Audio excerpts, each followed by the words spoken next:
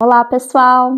Eu sou Yasmin, do time de capacitação e conteúdo do NR. Hoje o nosso assunto são os equipamentos básicos para os diferentes portes de serventia. Nesse vídeo, você verá sobre o Provimento 74 de 2018 do CNJ, que é a disposição legal sobre esse assunto, sobre as políticas que devem ser adotadas por todas as serventias, sobre como se proteger de invasões, sobre quais são as formas de arquivamento dos livros e atos, sobre quais são as formas de autenticação dos acessos, sobre a auditoria dos sistemas informatizados, sobre os padrões mínimos que devem ser adotados pelas serventias e também sobre as punições para o não cumprimento das obrigações. Para te ajudar, caso você queira consultar esses tópicos individualmente, deixamos na descrição do vídeo aqui embaixo um índice com o momento no qual cada informação se encontra. Qualquer dúvida que você tenha sobre essa aula, nos escreva no endereço educa@unr.org.br que nós estamos disponíveis para te ajudar. Preparado? Vamos começar falando sobre o Provimento 74 de 2018 do CNJ. O Provimento 74 de 2018 do Conselho Nacional de Justiça, o CNJ, é uma regulamentação essencial para os serviços de cartórios no Brasil, especialmente o de registro de imóveis, pois estabelece diretrizes de segurança de informatização. Sua importância se reflete em vários aspectos. Em relação à segurança da informação, um dos focos do provimento é garantir a segurança dos dados mantidos pelos cartórios.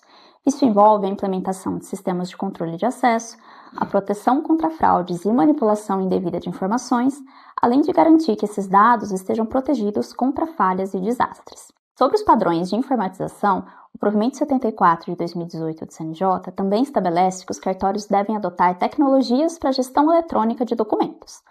Isso facilita a digitalização de processos, contribuindo para a redução do uso de papel, agilizando o atendimento e permitindo um acesso mais fácil aos registros e documentos. No que diz respeito à auditoria e compliance, o provimento requer que os cartórios estejam preparados para auditorias de segurança, o que assegura que as melhores práticas estão sendo seguidas. A conformidade com essas regras também ajuda a evitar problemas jurídicos e responder de maneira mais eficiente a questionamentos e solicitações de correção. Sobre a padronização nacional, ao definir diretrizes claras e uniformes, o Provimento 74 promove a padronização do atendimento e das práticas operacionais em cartórios de todo o país, garantindo que o usuário tenha uma experiência mais confiável e uniforme, independentemente do local. E, por fim, em relação à transparência e acesso, a informatização também contribui para a transparência nos processos cartorários, uma vez que permite que o usuário acesse informações de forma mais prática e segura. Assim, um dos objetivos do CNJ com o Provimento 74 foi o de suprir a necessidade de se uniformizar a manutenção de arquivos eletrônicos e mídias digitais de segurança dos livros e documentos que compõem o acervo dos serviços notariais e de registro. Além disso, imprimir eficiência a esse procedimento também foi um dos objetivos com o provimento, que tem aplicação nacional e é obrigatório para todos os cartórios extrajudiciais, incluindo os de registro de imóveis. Falamos agora há pouco sobre a segurança da informação, um tópico extremamente importante dentro do assunto dessa aula, o que nos leva às políticas que devem ser adotadas pelas serventias. O Provimento 74 de 2018 do CNJ é taxativo no que diz respeito às políticas que devem ser adotadas por todos os serviços notariais e de registros do Brasil, conforme disposto no seu artigo 2º, que diz que, abre aspas, os serviços notariais e de registro deverão adotar políticas de segurança de informação com relação à confidencialidade, disponibilidade, autenticidade e integridade e a mecanismos preventivos de controle físico e lógico. Fecha aspas. Dessa forma, a elaboração de uma política de segurança da informação se torna obrigatória dentro das serventias. Mas você pode estar se perguntando sobre o que é uma política de segurança da informação, certo? A definição que temos para esse conceito é a de que o modelo de política de segurança da informação é um normativo institucional que tem o papel de estabelecer regras, diretrizes e práticas para a segurança da informação. O artigo 2º traz ainda quais são os pontos que devem ser levados em consideração em relação a essa normatização interna, sendo eles confidencialidade, disponibilidade, autenticidade, integridade e mecanismos de prevenção de controle físico e lógico. São esses os pontos que devem ser contemplados na política de segurança da informação da sua serventia. Além da elaboração de uma política de segurança da informação, o inciso 1º do artigo 2º do Provimento 74 dispõe sobre a necessidade de elaboração de um plano de continuidade de negócios, um PCN. Esse plano de continuidade de negócios é um documento essencial que identifica e detalha os processos críticos de um cartório, abrangendo tanto a gestão e a segurança da informação quanto os procedimentos dos atos. Esse plano visa garantir que, mesmo diante das adversidades, as operações do cartório serão mantidas de forma segura e eficiente. No contexto da segurança da informação, o PCN inclui estratégias de gestão e proteção de dados que asseguram a continuidade das atividades essenciais. Isso envolve a implementação de sistemas de redundância e proteção, que buscam garantir que os recursos de processamento e o acesso às informações permaneçam disponíveis. Já o inciso 2º do artigo 2º do provimento 74 nos traz uma obrigação em relação ao atendimento de normas relacionadas à segurança e à comunicabilidade, dispondo a necessidade de, abre aspas, atender a normas de interoperabilidade, legibilidade e recuperação a longo prazo na prática dos atos e comunicações eletrônicas. Fecha aspas. Note que nesse inciso aparecem os termos interoperabilidade, legibilidade e recuperação da informação a longo prazo. Vamos falar sobre cada um desses itens ponto a ponto. A interoperabilidade refere-se aos padrões, protocolos, tecnologias e mecanismos que permitem que os dados fluam entre diversos sistemas com um mínimo de intervenção humana. Ela permite que diversos sistemas conversem entre si e compartilhem informações em tempo real.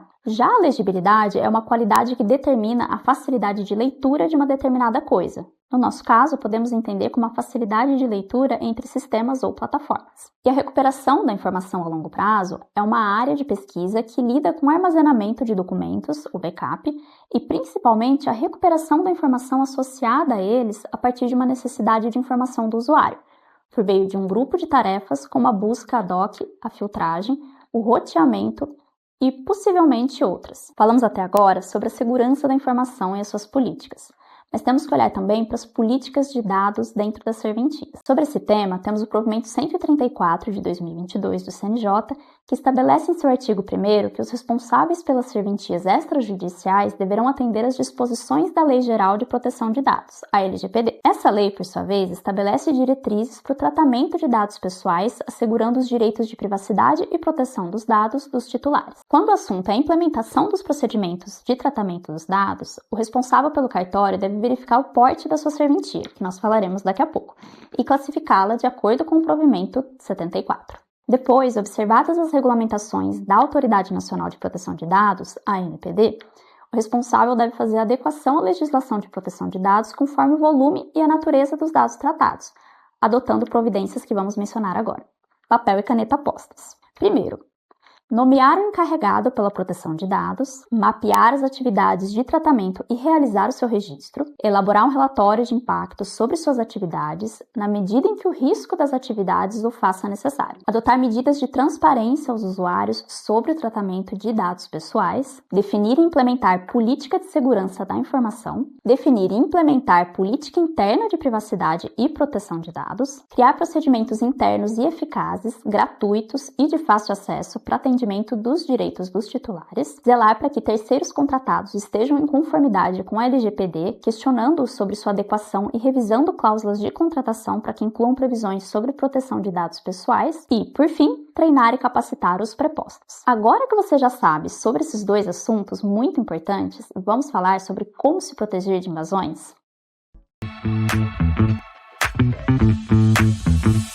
No assunto da tecnologia, os ataques e invasões cibernéticos são um assunto muito importante, principalmente nos contextos nos quais há um grande tráfego de informações e dados confidenciais e sensíveis, como é o caso da realidade do registro de imóveis. Nesse sentido, a segurança da informação, que é o conjunto de práticas que reduz ao máximo o risco de invasores maliciosos acessarem dados sem permissão, é um tópico importante e que deve receber atenção das serventias. Isso porque os resultados de um ataque podem ser catastróficos, como a interrupção de serviços e vazamento de dados pessoais e confidenciais, além de ocorrer o risco de ter sua rede e os seus dados criptografados com pedido de resgate, ficando refém do atacante. Dessa forma, agora vamos falar sobre alguns tipos de invasão que são comuns de acontecer. São eles o DDoS, É conhecido por negação de serviço, em que o ataque ocorre para retirar plataformas hospedadas localmente ou em nuvem, com o intuito de deixá-las fora do ar. O cavalo de Troia, que é um ataque que ocorre quando o usuário clica em um link contendo algum arquivo executável malicioso. Uma vez instalado na máquina, ele pode realizar várias ações e o objetivo é tirar proveito da situação, de acordo com a motivação de quem está atacando o sistema. Há também o phishing, que pode ser comparado com outras formas de ataque, como o cavalo de Troia, e que ocorre quando uma instituição supostamente legítima envia um e-mail falso, induzindo a pessoa a abrir e clicar nos anexos ou links para acreditar que esse e-mail seja verdadeiro. Há também o roubo de credenciais, que envolve basicamente o vazamento de uma credencial que pode fazer com que o atacante tenha acesso indevido a ações dentro do sistema, efetuando uma varredura ou até mesmo desativando ou burlando o sistema de proteção. Mas então, como se proteger desses ataques? Existem algumas maneiras. A primeira delas é a proteção de perímetro, que é basicamente usar um ponto único de entrada e saída com firewall para controle de exposição de sistemas e sites, além da navegação de usuário e servidores, usando o conceito de mínima publicação necessária. Além disso, é recomendado também usar uma proteção de WAF, sigla para Web Application Firewall, que protege os sistemas de sites de acessos indevidos e exfiltração de dados. Outra boa prática é a gestão de acesso, que consiste no uso das credenciais que devem ser única e exclusivamente do usuário, sem a utilização de credenciais genéricas, sendo que a credencial não pode ser compartilhada. É aconselhado também que se ative um múltiplo fator de autenticação, para assegurar a identidade do usuário e que acessos privilegiados sejam mínimos e monitorados, com a utilização de cofre de senha e rotação de senha com o mínimo de tempo possível. Uma outra forma de se proteger contra ataques é a proteção de servidores e estações de trabalho, utilizando uma proteção contra artefatos maliciosos, como um EDR, sigla para Endpoint Detection Response, além de um mínimo de acesso necessário aos ativos e encaminhamento dos logs para monitoramento. E por falar em monitoramento, essa é também uma recomendação de proteção, sendo aconselhada a instalação de um SIEM, e o recebimento de logs de todas as ferramentas, analisando comportamentos anormais e sendo proativo na detecção, reação e resposta ao possível incidente. E por último, mas não menos importante, a segmentação de rede, que é uma forma de proteção que consiste em segmentar os ambientes de estações de trabalho, servidores, ambiente produtivo e não produtivo e a gestão da identidade dentro dos ambientes. Vamos falar agora sobre as formas de arquivamento dos livros e atos. Conforme disposto no artigo 3º do provimento 74, todos os livros e atos praticados devem ser arquivados de forma a garantir a segurança e a integridade do seu conteúdo, devendo, para tanto, ser implementadas rotinas diárias de segurança, conhecidas como backup, para que, em qualquer situação de risco ou acidentes, seja possível dar continuidade na prestação dos serviços. Dentro desse mesmo artigo, temos 5 parágrafos importantes que falam sobre as formas de arquivamento dos livros e atos, e vamos falar sobre cada um deles agora. O parágrafo 1º estabelece que todos os livros e atos eletrônicos dos serviços notariais e de registro devem ser arquivados de maneira a garantir sua segurança e integridade. A exigência de realizar cópias de segurança, os backups, em intervalos de até 24 horas, assegura que as informações estejam sempre atualizadas e protegidas contra perdas, falhas ou eventos adversos, não havendo vedação para que o mesmo seja realizado em prazos menores. Já o parágrafo 2º dispõe que, durante o período de 24 horas mencionados agora há pouco, é necessário gerar imagens ou cópias incrementais dos dados. Isso significa que os cartórios devem ser capazes de recuperar os atos realizados até 30 minutos antes de um evento que possa comprometer a base de dados. Essa prática permite uma recuperação mais rápida e minimiza a perda de informações críticas, reforçando a continuidade das operações. E o parágrafo 3º, por sua vez, apresenta que as cópias de segurança devem ser realizadas em 2 formas. Primeiro, em mídia eletrônica de segurança, e segundo, em serviços de backup de nuvem. Essa dupla abordagem oferece uma camada adicional de proteção, assegurando que os dados estejam armazenados em locais diferentes e em formatos que permitem uma recuperação eficiente em caso de falhas nos sistemas locais. Já no parágrafo 4º, temos que a cópia de segurança em mídia eletrônica deve ser armazenada em um local distinto das instalações da serventia. Isso é crucial para proteger os dados contra desastres que possam afetar a sede do cartório, como incêndios, inundações ou outras calamidades. A segurança física e lógica deve ser observada nesse armazenamento, garantindo que as informações estejam resguardadas. Por fim, o parágrafo 5º determina que os meios de armazenamento utilizados para os dados e componentes de informação dos livros e atos eletrônicos devem ter recursos de tolerância a falhas. Isso significa que os sistemas precisam ser projetados para garantir que, mesmo diante de falhas técnicas ou erros, o acesso e a integridade dos dados sejam mantidos, evitando interrupções nas operações do cartório. E agora que você já sabe sobre as formas de arquivamento dos livros e atos, vamos falar sobre as autenticações dos acessos. O provimento 74, em seu artigo 4º, veda qualquer criação ou utilização de usuários genéricos para acesso aos sistemas informatizados da serventia, sendo obrigatória a criação de autenticação própria por certificação digital ou por biometria, além de usuários e senhas. Não sendo seguida essa determinação, se torna difícil o rastreamento do usuário que utilizou o sistema ou provocou alguma alteração ou ação nociva. Para alguns colegas, a exigência de certificado digital ou biometria pode parecer um excesso. Com isso, eles sugerem uma senha segura e a alteração dela pelo menos a cada 30 dias.